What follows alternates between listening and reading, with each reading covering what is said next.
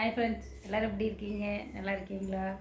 அப்புறம் இன்றைக்கி என்ன ஒரு காப்பிக்கு நம்ம இன்றைக்கி ஒரு ஸ்நாக்ஸை செய்ய போகிறோம். அதாவது குச்சிக்கிழங்கு வச்சு குட்டி குட்டி குச்சிக்கிழங்குங்க. அது தோலை செய்ய முடியலைங்க. அது ஏன்னா இந்த ஒரு கிழங்குல 2-3 வகை இருக்குது. நம்ம நல்லா அழகாக அப்படி கொத்தி விட்டுக்கிட்டு எடுத்துட்டோம்னா தோல் நல்லா நீட்டாக வரும். இதே நம்ம தோலே வரல, அதனால நமக்கு இது இப்படி சீவிட்டு எடுத்துக்க வேண்டியதாக இருக்குது. இப்போ இதே நம்ம சின்ன சின்னதாக கட் பண்ணிவிட்டு வேக வைக்க போகிறோம். அதுக்கு நம்ம இப்படி ஒருத்தர் இப்படி கொட்டிக்கலாம்.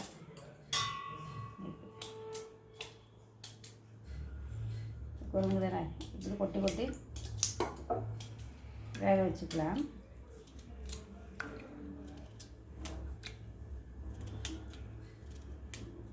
இவ்வளோதான் இருக்குது. ஆனால் நல்லா கிழங்கு சாப்பிடும், நல்லா டேஸ்ட்டாக இருக்குது, இனிப்பு தான் இருக்குது. இதை நம்ம வேக வச்சு தாளிக்கணும். இன்றைக்கி இதுதான் இன்றைக்கி டேஸ்ட். இந்த மாதிரி வேக வச்சு குக்கரில் எப்படியோ 2 விசில் விட்டுருங்க. ஏன்னா இந்த மாதிரி கிழங்கு நல்லா வேகும்னு இருக்கும். சாப்பிட்டா நல்லா இனிப்பு இருக்குது, சீக்கிரம் நல்லா வெந்துருமான்னு தெரியல பார்த்து.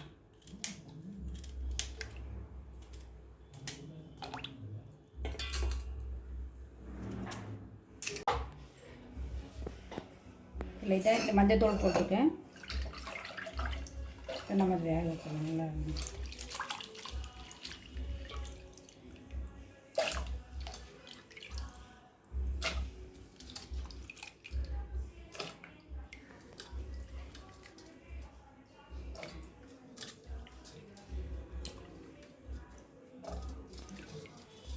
வேக வச்சுக்கலாம்.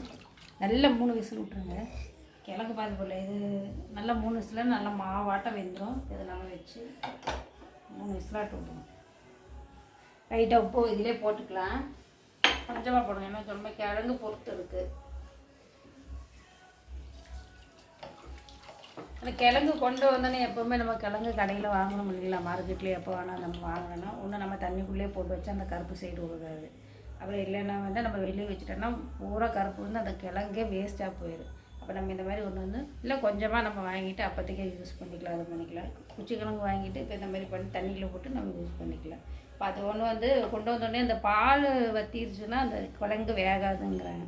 இப்போ அந்த மாதிரி நம்ம கொண்டு வந்தோடனே யூஸ் பண்ணிக்கோங்க. இதை நம்ம வேக வச்சாலும் 3 விசில் வரட்டும். இந்த நம்ம தான் குச்சிக்கிழங்கு வேக வச்சுருக்கோம் இல்லைங்களா. அப்போ அதுக்கு நம்ம தாளிக்கிறதுக்கு என்ன போடணும்னா சின்ன வெங்காயம், ஒரு கருவேப்பிலை, சின்ன வெங்காயம், ஒரு கருவேப்பிலை. இதை நம்ம சும்மா தேங்காய் தாளிக்கணும். தாளிக்கிறதுக்கு நம்ம பச்சை மிளகா 3 பச்சை மிளகா போட்டுருக்கேன், ஜீரகம் 1 நுள்ளு,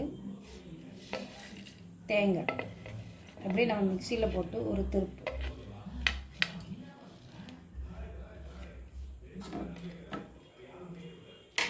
நம்ம ஒரு திருப்பிக்கலாம்.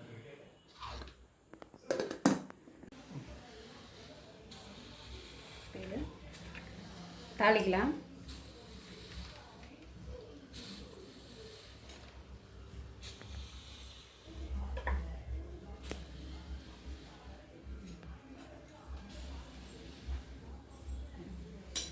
கிழங்கு நல்லா வெந்துருச்சு பாருங்க.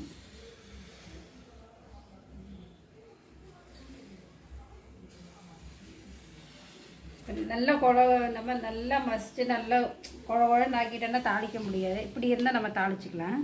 இப்போ நம்ம இதுக்கு கடுகு,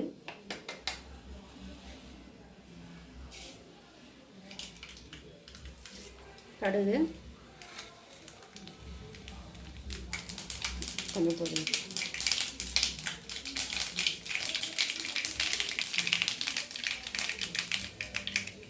கடலைப்பருப்பு, கொஞ்சம் உளுத்தம்பருப்பு.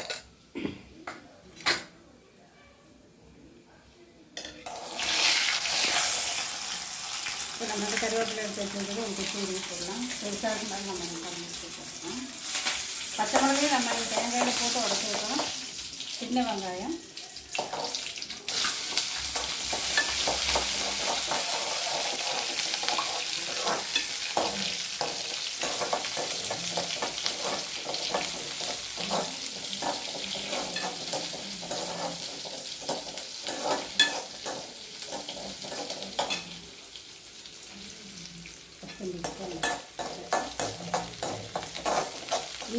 சின்ன வெங்காயம் கொஞ்சம் வதங்கிடுச்சா. நம்ம வந்து தேங்காய் பச்சை மிளகு ஜீரகம் போட்டு நம்ம மிக்சியில் ஒரு திருப்பு மட்டும் திருப்பி வச்சுருக்கேன். இதை நம்ம கொட்டிக்கலாம்.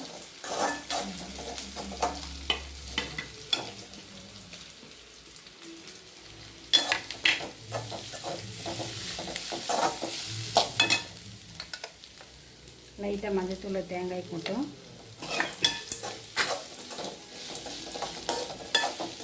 இப்போ இது குச்சிக்கிழங்கு நம்ம வேக வச்சுருக்கோம் இல்லைங்களா, இதை வச்சுருக்கோம்.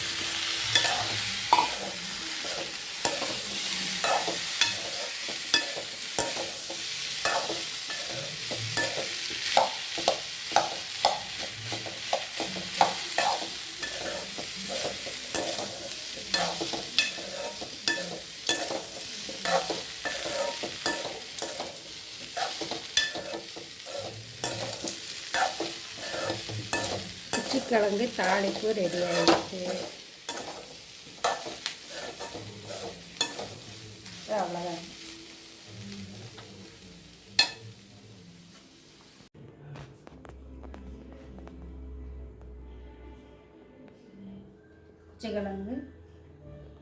குச்சிக்கிழங்கு தாளிப்பு ரெடி ஆயிடுச்சு. இது ஈஸியான மெத்தேடு தான். நல்லா ஜீரகம் தேங்காய் பச்சை மிளகு இதெல்லாம் நம்ம மிக்சியில் போட்டு அடித்ததுக்கு நல்லா வாசனையாகவும் இருக்கும். ஒரு ஈவினிங் ஸ்நாக்ஸ்க்கு ரெடியாக இருக்கும்.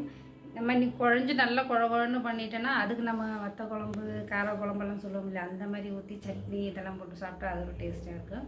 இப்போ இது நம்ம சும்மா தாளிப்பு போட்டு எடுத்து நல்லா உதிரியாக இருக்கும் பாருங்கள். இந்த மாதிரி உதிரியாக நம்ம போட்டோம்னா இதை நம்ம இதை டேஸ்ட்டு பார்ப்போம்.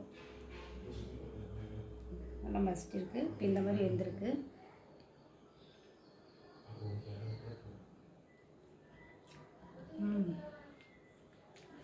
கரெக்டு வேகும். நம்ம தாளிப்பு நல்லா டேஸ்டியான தாளிப்பு. கண்டிப்பாக இது உங்களுக்கு பிடிச்சதுன்னா எனக்கு லைக் பண்ணுங்கள், ஷேர் பண்ணுங்கள், சப்ஸ்கிரைப் பண்ணுங்கள், பெல் பட்டனை கிளிக் பண்ணுங்கள். Tata bye bye. அடுத்த வீடியோமே சந்திக்கலாம்.